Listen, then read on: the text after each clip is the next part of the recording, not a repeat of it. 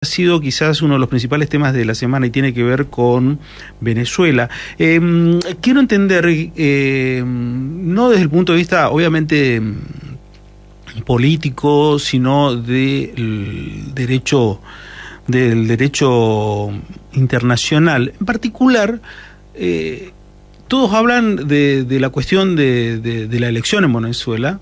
Y hay una comunidad internacional solicitando algo a Venezuela. Esto es que muestre las actas. Me parece una cuestión básica, que ha pasado más de una semana y que no lo han hecho. Me llama poderosamente la atención porque hoy sería muy fácil, porque la tecnología ayudaría un montón, ayuda un montón como para poder visibilizar todas las actas. O por lo menos ir visibilizando si había voluntad en forma parcial. Pero no se ha dado. ¿Hasta dónde llega la presión internacional en esto? Evidentemente no llega a nada, porque el presidente de Venezuela sigue haciendo lo mismo, sigue estando ahí y con su postura. Digo, los organismos internacionales, ¿quién le puede realmente exigir a un país que muestre transparencia en su recuento de votos? Porque es cierto, el acto electoral consta de varias etapas.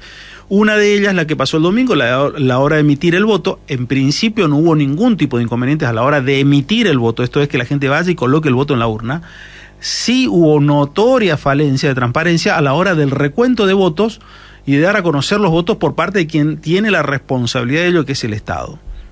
Por eso lo llamamos al doctor Jorge Mariño Fages, quien es doctor en Derecho Público, Política y Gobierno, profesor titular de Derecho Internacional Público de la Facultad de Derecho de aquí de la Universidad Nacional del Nordeste. Doctor Mariño Fages, ¿cómo anda? Buen día, ¿cómo está usted? Buenos días, Daniel. Te estoy escuchando bien, saludo también a tu audiencia. Bueno, un gusto escucharlo. Bueno, ¿quién debería exigirle o con qué fuerza puede exigirle a Venezuela? Muestren los papeles, sean transparentes. Bueno, acá en la problemática de Venezuela hay muchos temas, digamos, que juegan, ¿no? La situación es muy delicada, muy difícil. Habría que comenzar, yo comenzaría desde el punto de vista del derecho internacional. Mire, yo siempre le digo a los alumnos, con las charlas que suelo dar, que cuando estamos en el derecho público, como todo derecho, es un deber ser. O sea, debería respetarse, no necesariamente se respeta. ¿Por qué? Porque del otro lado, en derecho público, estamos con el uso de la fuerza, el poder coactivo que tiene cualquier ente estatal. Entonces, normalmente se producen en estos ámbitos jurídicos tensiones entre lo que debe ser y lo que finalmente es. ¿Estamos? Uh-huh. Esto en un ámbito nacional, ¿no? Por ejemplo, el derecho constitucional, cuando, por ejemplo, no se respetan cláusulas constitucionales, etcétera, y también en el derecho internacional. Entonces, eso es una cuestión básica. Ahora, en el derecho internacional, los países son soberanos. Y conforme a la tradición histórica, a través de los tiempos, que se fue plasmando y hoy está establecido en la Carta de Naciones Unidas, que es un tratado, podríamos decir, constitucional, como la Constitución de la humanidad, establece el principio de igualdad soberana en el artículo 2º, inciso 1. Ese principio es un disparador de que cualquier Estado puede establecer su régimen jurídico, político, económico, y por lo tanto nadie puede inmiscuirse en sus asuntos internos. Ese principio nos lleva a otro también principio muy importante, que es el principio de inviolabilidad de los órdenes internos de los estados. Entonces, cada estado puede hacer lo que quiera conforme a lo que deseen o lo que fuese, digamos. Entonces, no se les puede establecer un sistema, por ejemplo, en este caso, un sistema político. De hecho, que en el mundo hay menos democracias que sistemas autocráticos o eventualmente otros tipos de sistemas no democráticos, como por ejemplo China. China es un país que le está compitiendo en los Estados Unidos y no tiene un régimen democrático de gobierno. Rusia tiene un sistema autocrático de gobierno. Irán tiene un sistema teocrático de gobierno. Y después tenemos democracias como la democracia argentina, Brasil, Chile, Estados Unidos, los países de la Unión Europea, y así. Y en muchos países hay sistemas, inclusive, contrarios al orden legal establecido por ellos mismos. Entonces acá entramos a otra cuestión. Si un país, por ejemplo, nadie le cuestiona, por ejemplo, a Xi Jinping ser presidente de China. Y a Xi Jinping no lo eligió el pueblo. Entonces, lo que uno tiene que observar es qué tipo de sistemas eligieron los países. Venezuela eligió el sistema de elección popular, según su propia constitución. Entonces ahí entramos a otro escenario. ¿Qué pasa cuando un país, conforme a su ordenamiento interno, no lo respeta? Situación que se da en el caso de Venezuela, digamos. El sistema entonces está bien. A ver, quiero ir por parte, para intentar interpretarlo de la mejor manera. Sí. Usted me dice, cada país resuelve cada uno de su sistema. Si Venezuela quiere ser una dictadura, puede serlo. Pero tiene que respetar el orden interno preestablecido. Sí. Si establece que ser una dictadura, bueno, será una cuestión de Venezuela. Está bien, pero acá no estableció ser una dictadura, estableció otra cosa y no está cumpliendo lo establecido. Eso es lo que me está diciendo. Sí. Entonces entramos a otro escenario que se llama reconocimiento de los gobiernos. En el ámbito internacional tenemos los reconocimientos de los estados, sí, pero también tenemos, una vez reconocidos los estados, van sucediéndose distintos tipos de gobiernos. Si el gobierno que accede al poder está conforme a las normas internas de ese país, pues hay un reconocimiento, normalmente se mandan notas de felicitación, etcétera, etcétera, ¿no? El tema es cuando digamos, alguien llega al poder sin respetar sus propias normas internas. Entonces ahí estamos ante un gobierno de facto o un gobierno de hecho, no un gobierno de derecho. Entonces en el derecho internacional, ahí lo que le cabe a cada uno de los estados es reconocerlo o no. Si lo va a reconocer o no, que es lo que está pasando en este momento con Venezuela. Venezuela, el gobierno de Venezuela, no presentar las actas, está demostrando tranquilamente un fraude, digamos, absoluto, digamos. Se ha transformado en un gobierno de facto. Después se verá si es dictatorial o no, pero evidentemente no está respetando lo que sus propias normas lo indican, porque una elección es instantánea, es simultánea, prácticamente los conteos de los votos se dan en el propio día, digamos. Así que demorar hasta hoy, que todavía no lo presentan, no es que no tienen las actas, tienen las actas, lo que pasa es que las actas le dan un resultado negativo para ellos. Claro, entonces, la presunción lleva a eso.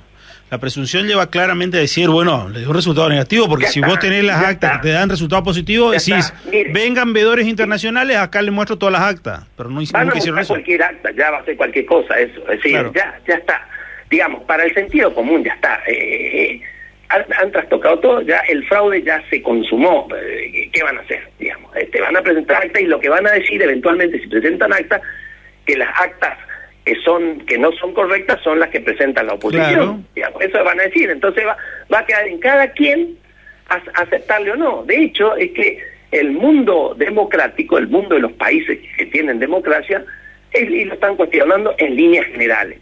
Y sin embargo, cuando el Consejo Nacional Electoral salió a decir que había ganado por el 51 y pico %, automáticamente ya le reconoció China, le reconoció Rusia, le reconoció Irán, le reconoció Qatar, Madagascar, es decir, países que no tienen el sistema democrático de gobierno. Claro. En el derecho interno, la forma de legitimar está ligado, digamos, a la legalidad o a la fuerza. Entonces, si Maduro tiene, digamos, el apoyo de las Fuerzas Armadas o de las fuerzas policiales, y es muy difícil, digamos, que deje el poder. Digamos, ¿cuál sería el incentivo para dejar el poder? Porque a partir de ese momento va a ser perseguido por todo el mundo libre, por lo menos, digamos, o el mundo democrático, llamémosle, el mundo que respeta el principio de la voluntad popular. Entonces, digamos, el problema allí, ya entramos en una cuestión política. Ellos tienen un virus. Es como el cuerpo humano que cuando tiene un virus. Es el mismo cuerpo el que tiene, digamos, que reaccionar. Ahora, la pregunta es, ¿podrá reaccionar el pueblo venezolano cuando no tienen armas, no tienen fuerza? Solamente, digamos, salir a las calles de manera masiva, supongamos, podría ser. No hay otra situación. O sea, no hay otro camino. Es muy difícil. No hay otro camino. No hay otro camino. No hay otro camino. Por más que se le busque la vuelta y no, porque ¿quién va a dejar el poder, digamos? ¿En base a qué? ¿Cuál es el incentivo para dejar el poder? Y no solamente Maduro, sino la cantidad de fuerzas policiales y parapoliciales que están todas enganchadas en el sistema. Es sumamente difícil. Fíjese que el tema que otro tema de derecho internacional importante, el respeto a la embajada, digamos, ¿no? En la embajada argentina se asilaron 6 venezolanos. Bueno, nosotros, digamos, en Sudamérica tenemos un tratado, que es la Convención de Caracas de 1954, que hace alusión, digamos, al asilo diplomático. ¿Y qué es lo que dice esa convención? Que cuando una persona es perseguida por razones políticas, ingresa a una embajada, la autoridad máxima de la embajada, en este caso el jefe de misión, evalúa la situación de si efectivamente esa persona es perseguida por razones políticas y no por haber cometido un delito común, y entonces si le da esa protección, debe solicitar a la autoridad nacional del Estado territorial un salvoconducto para que esa persona pueda salir garantizándole su libertad, ¿no? Y retirarse del Estado. Y el Estado territorial tiene la obligación de darle ese salvoconducto. No puede negarse. Bueno, esa convención que está ratificada por Argentina y por Venezuela no la ha cumplido. Que de hecho Caracas es Venezuela. De hecho la firmaron en el mismo Caracas, en Venezuela. En Caracas, en 1954. Claro, Caracas en esa época, en el 54, era un país democrático, en fin, bueno. Y no la cumple. Y la forma que pudieron sortear esta situación es que al ser expulsado la delegación argentina, técnicamente una ruptura de relaciones diplomáticas entre Venezuela y Argentina, el gobierno brasileño se hace cargo de la sede diplomática de Argentina. Y entonces por eso es que cuelgan la bandera de Brasil para señalar que la embajada argentina hoy es una extensión de la embajada de Brasil. Y todavía tiene buenas relaciones, aparentemente, Brasil con Venezuela, ¿no? Sí. Sí. Una acotación que sí yo he observado y que no es correcta, desde el punto de vista jurídico, técnico jurídico. Digamos. Sí. Los medios hacen referencia a que la embajada es un ámbito del territorio del Estado que se asienta en la embajada. Eso era históricamente, hace mucho tiempo se dejó de lado la teoría de lo que se llama la extraterritorialidad. Claro. No, la embajada no es territorio nacional del Estado donde se asienta la embajada, digamos.